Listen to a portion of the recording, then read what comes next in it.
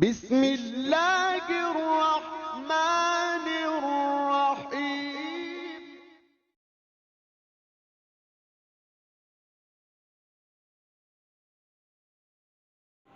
فاتحہ۔ بسم اللہ الرحمن الرحیم۔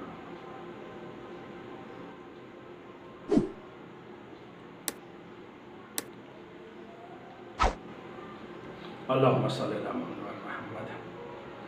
لا حول ولا قوة الا باللہ العلی العظیم۔ اعوذ باللہ من الشیطان الرجیم۔ بسم اللہ الرحمن الرحیم۔ قال امام علی رضا علیہ السلام: السخی قریب من اللہ وقریب من الجنت وقریب من الناس وبعید عن النار، والبخیل بعید من اللہ وبعید من الجنہ وبعید من الناس وقریب عن النار۔ اللہم صلی علی محمد وعلی محمد وعجل فرجہ الشریف۔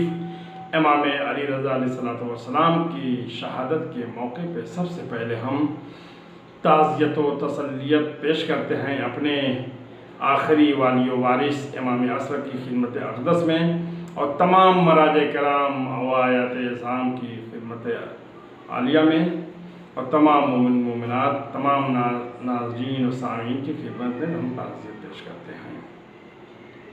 اللہم صلی اللہ علیہ محمد وعجل فرجہ الشریف۔ ہمارے اور آپ کے آٹھویں امام امام علی رضا علیہ السلام، امام ضامن، امام سامن جن کا لقب ہے، وہ ارشاد فرماتے ہیں: السخی قریب من اللہ۔ سخی آدمی اللہ سے قریب ہوتا ہے اور جنت سے قریب ہوتا ہے اور لوگوں سے قریب ہوتا ہے، وہ بعید عن النار، اور جہنم سے دور ہوتا ہے، والبخیل بعید من اللہ۔ بخیل جو ہوتا ہے وہ اللہ سے دور ہوتا ہے، جنت سے دور ہوتا ہے اور لوگوں سے دور ہوتا ہے اور جہنم سے قریب ہوتا ہے۔ وہ قریب من النار، جہنم سے قریب ہوتا ہے۔ آپ کا اسم گرامی علی، لقب رضا، اور ضامن بھی بعض روایت میں ہے، کنیت ابو الحسن، والد ماجد امام موسی کاظم علیہ السلام، والدہ ماجدہ نجمہ، اور آپ کی ولادت 11 ذوالقعدہ 153 ہجری جمعہ کے دن مقام مدینہ منورہ میں آپ پیدا ہوئے، دنیا میں تشریف لائے، اور آپ کی شہادت 23 ذوالقعدہ 203 ہجری کو آپ کی شہادت واقع ہوئی، 23 ذوالقعدہ جو آج شب 23 ہے، اور آپ کی عمر مبارک تقریباً 50 برس، اور آپ کی قبر مطہر مشہد مقدس میں آج بھی موجود ہے۔ اور امام نے جو یہ فرمایا: السخی قریب من اللہ، سخی وہ انسان ہے جو اللہ کے قریب ہوتا ہے، جنت سے قریب ہوتا ہے، لوگوں سے قریب ہوتا ہے اور جہنم سے دور ہوتا ہے۔ آج بھی آٹھویں امام سخاوت کا دریا اپنے روضہ مقدس مشہد مقدس سے پوری دنیا میں ان کا دسترخوان آج بھی مشہور ہے۔ جتنے زائرین و مومنین جاتے ہیں تناول فرماتے ہیں، دسترخوان سے استفادہ کرتے ہیں بطور تبرک۔ آج بھی دیکھیے سخاوت کا دریا دیکھیے۔ اور سخی کسے کہتے ہیں، کریم کسے کہتے ہیں، ناظرین کرام کو تھوڑا سا بتانا ضروری ہے۔ بخیل کسے کہتے ہیں اور لئیم کسے کہتے ہیں۔ سخی کے مقابلے میں بخیل آتا ہے اور کریم کے مقابلے میں لئیم آتا ہے۔ سخی وہ انسان ہے جو خود بھی کھاتا ہے، دوسروں کو بھی کھلاتا ہے۔ بخیل وہ انسان ہے جو خود تو کھاتا ہے مگر دوسروں کو ذرہ برابر نہیں دیتا، دوسروں کو دینا ہی پسند نہیں کرتا، اس کی فطرت رہتی ہے، اس کی عادت۔ اور رسول خدا نے ارشاد بھی فرمایا ہے: میری نظر میں سب سے بڑا بخیل وہ ہے جو سلام کرنے میں کنجوسی کرے اور بخل سے کام لے۔ بخیل وہ ہے جو خود تو کھائے، دوسروں کو نہ کھلائے۔ کریم وہ ہے جو خود تو بھوکا رہ جائے، غریبوں کو، مسکینوں کو، یتیموں کو سب کچھ لٹا دے، سب کچھ کھلا دے۔ مگر لئیم نہ خود کھاتا ہے، نہ دوسروں کو کھانے دیتا ہے، نہ دوسروں کو کھلاتا ہے۔ امام علیہ السلام کی سخاوت کا عالم دیکھیے۔ امام علی رضا علیہ السلام کو اس زمانے کے بادشاہ مامون نے اپنا ولی عہد مقرر کیا اور آپ کی شادی اپنی بیٹی ام حبیب سے کر دی، اور رہنے کے لیے ایک بڑا شاندار مکان دیا۔ مکان کے تمام دروازوں پہ قیمتی پردے لٹک رہے تھے، کمروں میں اور قیمتی سامان موجود تھے، خوبصورت پردے لٹک رہے تھے، سونے چاندی کے برتن ہر طرف چمکتے دکھائی دیتے تھے، غرض کی لاکھوں روپے کا مال مکان میں موجود تھا۔ امام علیہ السلام نے یہ تمام چیزیں جب دیکھیں تو حکم دیا کہ سارا سامان غربا، فقراء، مساکین کے درمیان تقسیم کر دو، بانٹ دو دیا کرو۔ چنانچہ سارا سامان غریبوں کو بانٹ دیا گیا۔ اس کے بعد سخاوت کا عالم دیکھیے، سارا سامان، قیمتی سامان غربا میں، فقراء میں، مساکین میں بانٹ دیا گیا۔ اس کے بعد امام علیہ السلام مکان کے باہر ایک بوریا بچھا کر کے بیٹھ گئے۔ لوگوں نے کہا کہ آپ باہر کیوں تشریف فرما ہیں؟ آپ باہر کیوں تشریف، محل کے اندر جائیے، محل کے اندر رہیے، آپ ولی عہد ہیں۔ آپ نے جواب دیا کہ اس شاہی محل میں ہر طرف پہرے دار، باڈی گارڈ موجود ہیں، ان کے خوف سے غریب مسلمان میرے پاس نہیں آ سکیں گے۔ فرض کرو ایک مسلمان آدھی رات کو میرے پاس آ کر شریعت کا کوئی ایک مسئلہ پوچھے، آ کر شریعت کا کوئی مسئلہ معلوم کرنا چاہے تو یہ پہرے دار اسے آنے نہیں دیں گے۔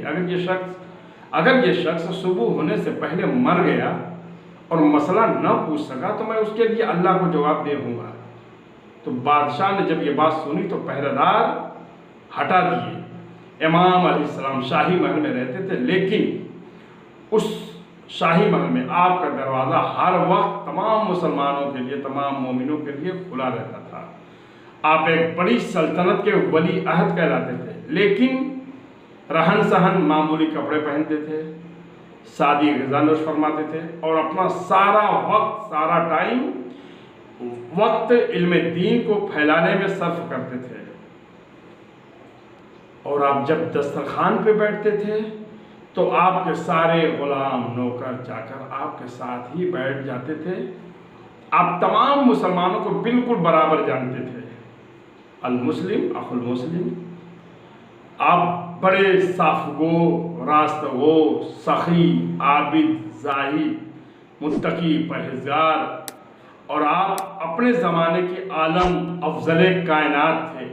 علامہ ابن حجر مکی تحریر فرماتے ہیں کہ آپ تمام لوگوں میں جلیل القدر اور عظیم المرتبت تھے۔ مساوات دیکھیے، امام نے ہر ایک کے ساتھ برابری کا سلوک کیا۔ خود امام علیہ السلام ارشاد فرماتے ہیں، ایمان اسلام سے ایک درجہ افضل ہے، اور تقوی الہی ایمان سے ایک درجہ افضل ہے، اور یقین ایمان سے ایک درجہ افضل ہے، اور بنی آدم کو یقین سے افضل کوئی چیز نہیں دی گئی۔ اور دوسری حدیث میں ارشاد فرماتے ہیں کہ خداوند عالم نے قرآن میں تین چیزوں سے ملا کر حکم دیا ہے۔ مثال کے طور پہ امام فرماتے ہیں، نماز کا حکم زکوٰۃ کے ساتھ دیا، لہٰذا جس نے نماز پڑھی مگر زکوٰۃ نہ دی تو اس کی نماز مقبول نہیں۔ دوسری چیز، خدا نے اپنے شکر کے ساتھ والدین کے شکریہ کا حق دیا۔ امام علیہ السلام نے ہر ایک کے ساتھ مساوات کا درس دیا، برابری کی، جیسے المسلم اخو المسلم، مسلمان کا بھائی ہے۔ اور امام نے یہ ارشاد فرمایا کہ ایمان اسلام سے ایک درجہ افضل ہے، اور تقوی ایمان سے ایک درجہ افضل ہے، اور یقین ایمان سے ایک درجہ افضل ہے، اور بنی آدم کو یقین سے افضل کوئی چیز نہیں دی گئی، یقین کی منزل۔ اور امام علیہ السلام نے یہ بھی ارشاد دوسری حدیث میں فرمایا کہ خداوند عالم نے قرآن میں تین چیزوں سے ملا کر حکم دیا ہے۔ نماز کا حکم زکوٰۃ کے ساتھ دیا ہے، لہٰذا جس نے نماز پڑھی اگر زکوٰۃ نہ دی تو گویا اس کی نماز مقبول نہیں ہے۔ اور خدا نے اپنے شکر کے ساتھ والدین کے شکر کو قرار دیا ہے، لہذا جس نے اپنے ماں باپ کا شکر ادا نہ کیا گویا اس نے اللہ کا شکر ادا نہ کیا۔ اور تیسری بات، تقوی الہی کا حکم صلہ رحم کے ساتھ کیا ہے، اس لیے کہ جس نے بھی صلہ رحمی نہیں کی گویا اس کے دل میں تقوی الہی، خوف خدا نہیں آیا۔ اور امام کا جو لقب رضا کے بارے میں علامہ تبرسی رحمۃ اللہ علیہ تحریر فرماتے ہیں کہ آپ کو رضا اس لیے کہا جاتا ہے کہ زمانوں آسمان و زمین میں خداوند کریم یعنی اللہ، رسول اللہ اور ائمہ اطہار نیز تمام مخالفین، تمام دشمن اور تمام موافقین مومنین آپ سے راضی تھے۔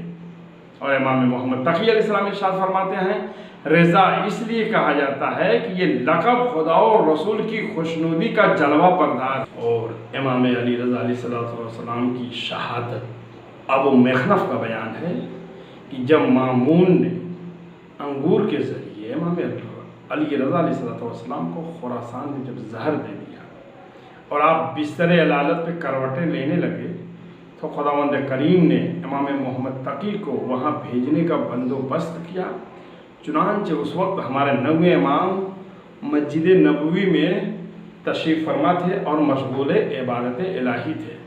ایک ہاتف غیبی آئی، اگر آپ اپنے پدر بزرگوار سے ان کی زندگی میں ملنا چاہتے ہیں تو فوراً مدینہ سے خراسان کے لیے روانہ ہو جائیے۔ یہ آواز کا سننا تھا کہ ہمارے اور آپ کے نویں امام مسجد سے برآمد ہو کر بیت الشرف میں داخل ہوئے اور آپ نے فوراً اپنے تمام اعزاء و اقربا کو شہادت پدر بزرگوار سے آگاہ کیا۔ گھر میں کوہرام برپا ہو گیا۔ اس کے بعد آپ وہاں سے روانہ ہو کر 1 گھنٹے میں خراسان پہنچے۔ وہاں پہنچ کر دیکھا کہ دربان نے دروازہ بند کر رکھا ہے۔ امام نے فرمایا دروازہ کھول دو، میں اپنے بابا علی رضا کی خدمت میں جانا چاہتا ہوں۔ آپ کی آواز سن کر امام خود اپنے بستر سے اٹھے اور دروازہ وا کیا۔ امام محمد تقی علیہ السلام کو گلے سے لگا لیا اور بے پناہ گریہ کیا۔ ہمارے نویں امام محمد تقی علیہ السلام نے اپنے بابا کی بے بسی اور بے کسی اور غربت پہ آنسو بہانے لگے۔ پھر امام علی رضا علیہ السلام نے تبرکات امامت، اسرار امامت امام محمد تقی علیہ السلام کے حوالے کیا اور روح مبارک قفص عنصری سے جنت کی طرف پرواز کر گئی۔ میں کہوں گا اے مولا رضا، آپ بہت خوش نصیب ہیں کہ آپ کا بیٹا مدینے سے ملنے کے لیے آیا، مگر بدن مبارک پہ کوئی زخم نہیں۔ مگر جب مولا حسین اپنے بیٹے سید سجاد سے ملنے کے لیے میدان کربلا میں تشریف لائے ہیں تو کیا دیکھا کہ بیٹا سید سجاد غشی کی عالم میں، اور مولا نے اٹھایا، اسرار امامت تفویض کیا۔ جیسے ہی چوتھے امام نے اپنے بابا کو خون میں نہائے ہوئے دیکھا کہ پورا بدن زخموں سے چور چور ہے، مولا نے کچھ نہیں سوال کیا۔ سب سے پہلا سوال مولا سید سجاد نے فرمایا اے بابا، ارے چچا عباس کہاں ہے، میرا بھیا علی اکبر کہاں ہے؟ مولا نے اب دیدہ ہو کے فرمایا اے بیٹا سید سجاد، مردوں میں فقط میں اور تم بچے ہیں، بس آخری قربانی میری باقی ہے۔ اے بیٹا سید سجاد، سیدانیوں کا خیال رکھنا، الوداع، الفراق، انا للہ و انا الیہ راجعون، سیعلم الذین ظلموا ای منقلب ینقلبون، ربنا تقبل منا انک انت السمیع العلیم۔